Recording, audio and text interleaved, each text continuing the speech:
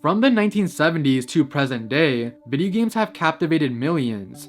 But beneath their surface lies a hidden world. Beyond the glitz and glamour, some games contain chilling secrets, creepy Easter eggs, swirling controversies, haunting urban legends, and even vanishing into the abyss of lost media.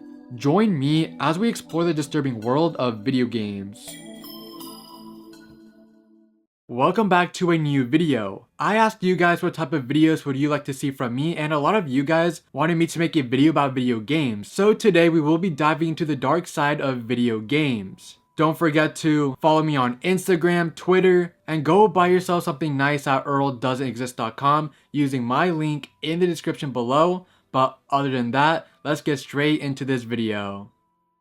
Hell Valley Super Mario Galaxy 2. The Hell Valley Skytree's legend is an urban legend revolving around the 2010 3D platforming game Super Mario Galaxy 2. In the world's 5 Shiverburn Galaxy, players can at any point enter their first-person mode and look up into the background. Visible on top of the mountains landscapes that makes up the skybox are 3 strange figures in the world S, which is the final level of the game. The 3 figures once more returns in the Grandmaster Galaxy, precisely in the Polestar area, which uses the same environment and background of the Shiverburn Galaxy. These figures are visible from any point in the level, but they never move and can never be interacted with. Not only that, but no other characters acknowledge their existence. They appear as large lanky black creatures with creepy hole-like eyes. Some have long arms, some don't. And their height also appears to vary. They are also far larger than the player character. Why are these creatures stalking the player? That is unknown and is an answer that will probably never be solved. Plants vs. Zombies Garden Warfare Slenderman. Plants vs. Zombies Garden Warfare is a 2014 multiplayer third-person shooter and tower defense video game developed by PopCap Games and published by Electronic Arts. This video game is the 3rd game in the Plants vs. Zombies franchise. The basic premise revolves around plants defending humankind from a zombie invasion. A very cool creepy Easter egg they added was when you go over to the woods of Zomboss Estate, you could find the Slenderman from a distance. Another cool thing that they added in the Tactical Taco Party DLC is when you go over to the Slenderman, you now see him being eaten by a chomper plant. Plants vs. Zombies Garden Warfare has so many cool Easter eggs, but this Slenderman Easter egg is just very creepy, yet pretty awesome. Night Trap. To be a surprise.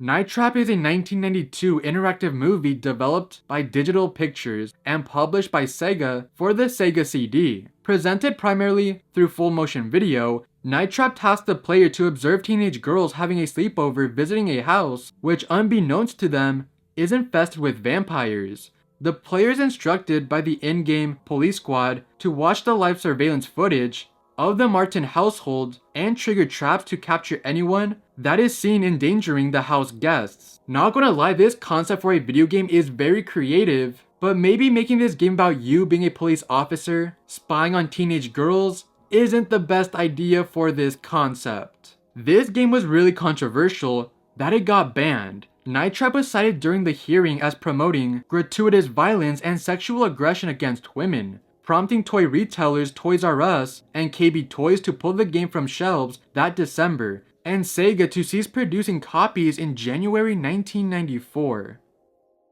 GTA 5 Ghost. Jolene Cranley Evans, known as the Ghost of Mount Gordo, is a character in the game Grand Theft Auto 5. She was the wife of Jock Cranley and is now deceased. Jolene was born in 1956 before March 24th. She met Jock Cranley, a stuntman, and they got married before 1978. However, their marriage faced difficulties that year. Jock wanted to leave Blaine County to pursue his dreams of becoming a stuntman, but Jolene wanted to stay behind to take care of her parents and manage their successful guest house. One day while they're walking near the cliff by the El Gordo Lighthouse, Jock pushed Jolene off the edge, causing her to fall to her death. The police arrested Jock for suspicion of her murder, but he was eventually released when the investigation determined her death as accidental. Now Jolene's ghost can be seen floating above the cliffs of Mount Gordo at night, specifically between 2 a.m. and 3 a.m. She emits a glow that can be seen from the campsite located at the mountain's base. Her face endlessly wears a petrified expression with her mouth open. and the wind blows around her. When Jolene is visible, the word Jock is written in blood on the rock beneath her. However, she disappears if the player approaches too closely. Who would have known that this GTA 5 ghost character would have so much lore to it, because I remember playing the game and seeing the ghost, but I had no idea of the lore behind the ghost character. Polybius.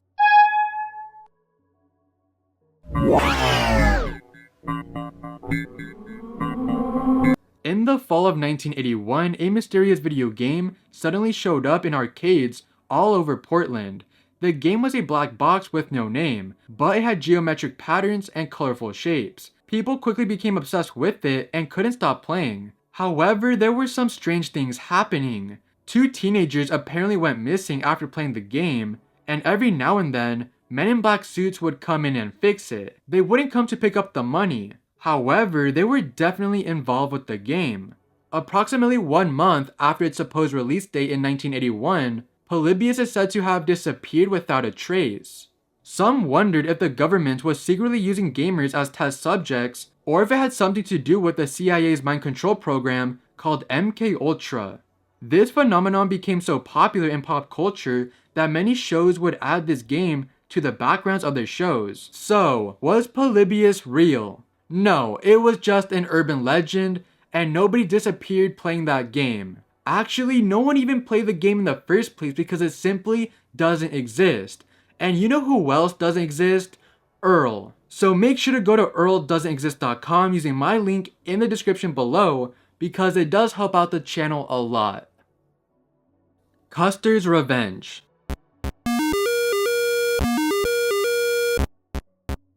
An adult action game developed by American Multiple Industries for the Atari 2600, was initially released in November 1982. This game gained infamy due to its controversial objective, which involved R-wording a Native American woman tied up to a pole.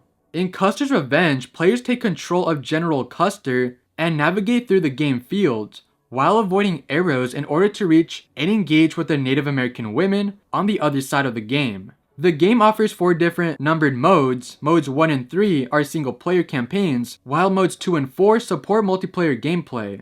In modes 1 and 2, players must solely invade arrows, while modes 3 and 4 introduce additional obstacles in the form of cacti that randomly appear and disappear. This video game was not meant to be sold to minors, as stated on the box. People were outraged with the game that the game developer Joel Miller came out to respond back, saying that the Native American gave consent, which from the looks of the gameplay, I doubt that this is true. And apparently this video game did sell pretty well, which it is kinda concerning.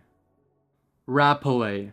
Rapelay is a 3D adult video game developed by Illusion and launched in Japan on April 21st, 2006.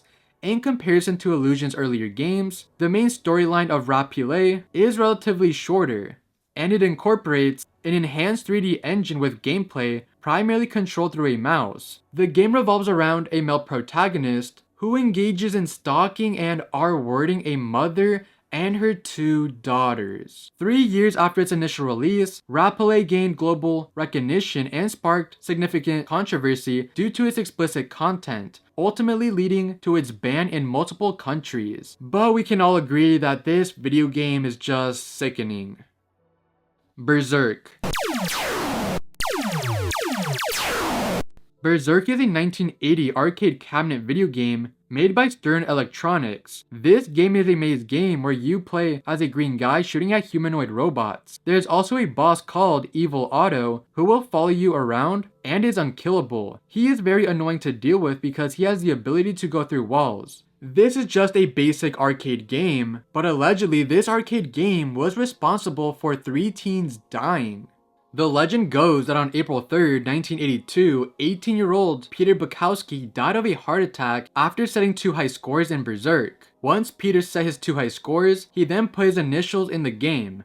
After that, he took a few steps back and then later collapsed onto the arcade floor. An ambulance picked him up, but he was later pronounced dead on arrival. This story is real and actually happened, but there was another incident that predates Peter. On January 12, 1981, 19-year-old Jeff Daly would be playing Berserk. He set the high score of 16,660, and if you remove the first and last number, you get 666. Once he finished putting his initials in the game, he as well collapsed onto the arcade floor, suffering a major heart attack. However, this story may be fake since there isn't any evidence supporting this story, and the only thing I can find on this is a Reddit post, which Reddit isn't that reliable when it comes to stories. In 1988, 17-year-old Edward Clark Jr.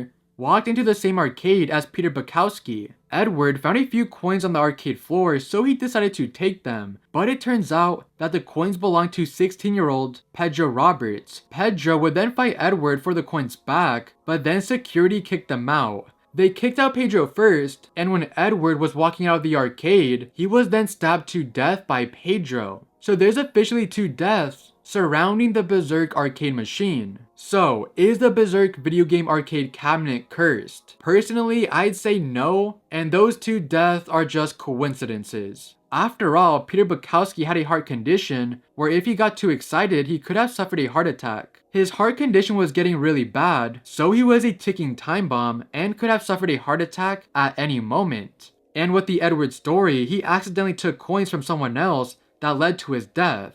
I mean, what if he took the coins and didn't play Berserk? Would he have not been stabbed anymore? Who knows, but I do believe that these are just 2 big coincidences. And rest in peace to the 2 people that died after playing the Berserk video game.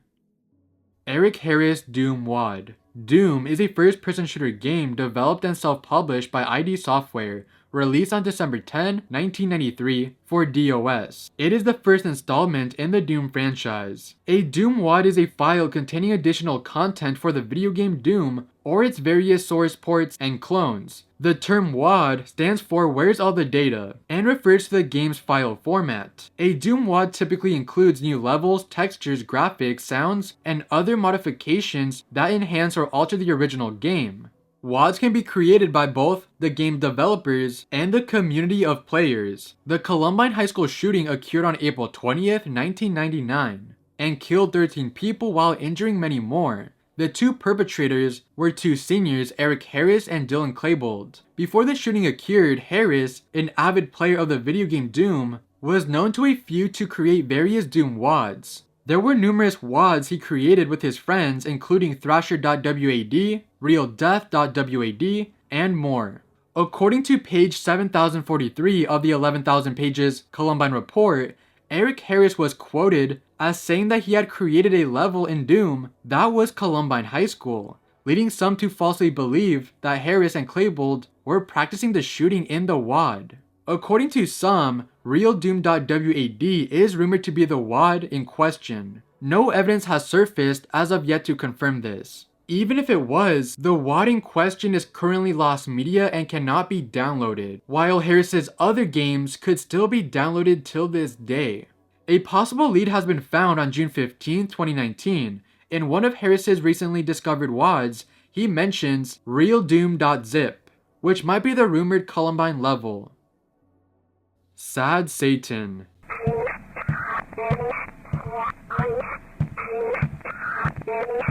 The game Sad Satan appeared on Obscure Horror Corner's YouTube channel, and a subreddit r/SadSatan in 2015. The Reddit quickly spun off to dissect the game and its meaning / where it came from, etc. As the story goes, Obscure Horror Corners was given a dark web link to download a game, so he did and played it through it. In the game, you only walk through dark corridors while disturbing distorted audio clips play in the background. At times you would hear blood-curdling screams, and it was speculated that the screaming audio was taken from real murder tapes, but it was later to be disproven, and it turns out that they're just normal stock scream sound effects. In the game, you would see images pop up such as a random photo of a man surrounded with antlers, a photo of JFK, a photo of Margaret Thatcher, and Jimmy Savile holding up NSPCC signs, which stands for National Society for the Prevention of Cruelty to Children. You also see this girl with a deformed face, and once she chases you, you then get surrounded by 6 other girls. Clearly these are subliminal messages, and there's also more disturbing imagery in the game, such as a photo of Baphomet. But if I tell you what happens in the rest of the video game, then this video would be over an hour long. Further investigation found that the .onion link that Obscure Horror Corner claims he downloaded it from had invalid characters in the address portion, meaning he never downloaded it from the deep web in the first place. Where he got the game is still a mystery, but a lot of signs point to him making the game himself. Anyways, once this information was exposed, an anonymous post on 4chan's X board popped up, claiming to be the guy from the deep web that originally gave the link to Obscure Horror Corners.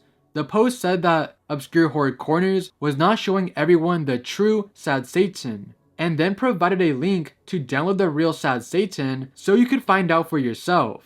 This version has violent gore and CP images in it. Everyone who has downloaded this version and played it has all kinds of computer related problems, ranging from failure to boot into an OS to random computer crashes. Then the Sad Satan community on Reddit, the people trying to find answers to this game, would make a clean version of the game, but I wouldn't recommend to download any version of this game because you never know which version you're downloading, because you do not want to download the one with malicious malware and CP, because if you get that version, then you're absolutely fucked. And that is the end of the disturbing world of video games. Thank you so much for watching till the end of this video, and if you made it this far, consider subscribing and liking the video. Also, make sure to follow me on Instagram, Twitter, and go buy yourself something nice at EARL using my link in the description below because it does help out the channel a lot. But other than that, thank you guys for watching. I'll see you guys in my next video. See you guys.